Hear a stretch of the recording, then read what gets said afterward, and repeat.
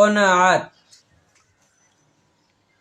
বা পরিতুষ্টি আল্লাহ বলেন, বা অল্প তুষ্টি, এ সম্পর্কে আল্লাহ বলছেন লিকাইলা তাসাউ আলা মা ফাতাকুম ওয়ালা তাফরাহু বিমা আতাকুম, যেন তোমরা আক্ষেপ না করো ওই জিনিসের জন্য যা তোমাদের হাতছাড়া হয়েছে, এবং খুশিতে আত্মহারা না হও ওই জিনিসের জন্য যা তিনি আল্লাহ তোমাদেরকে দিয়েছেন। সূরা হাদীদ 23।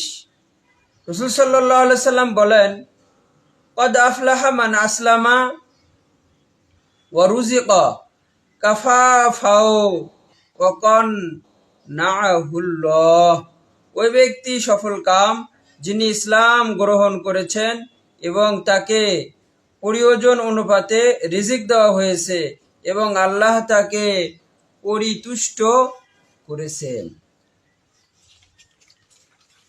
এখন কানাআতের মর্ম, দুনিয়ার লোভকে পরিত্যাগ করত, আল্লাহ প্রদত্ত অল্প রিজিকে পরিতুষ্ট থাকা।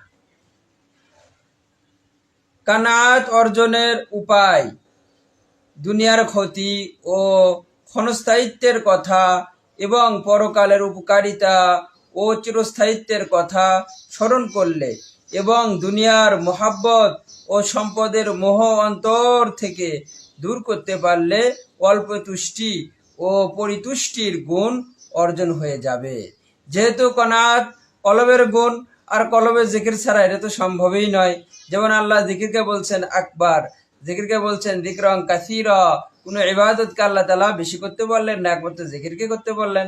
তো এখন এটা আমাদের লাগবে, আর এটা উনসে মিলনে কি ওহি এক রাহ মিলনে ওয়ালু সে রাহ পয়দা কর ওয়াকুনু মা'আস সাদিকিন।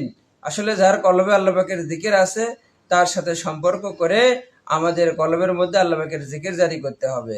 আর জিকির যদি আমরা জারি করে নিতে পারি তাহলে অবশ্যই কনাআত এই গুণটা আমরা হাসিল করে নিতে পারবো।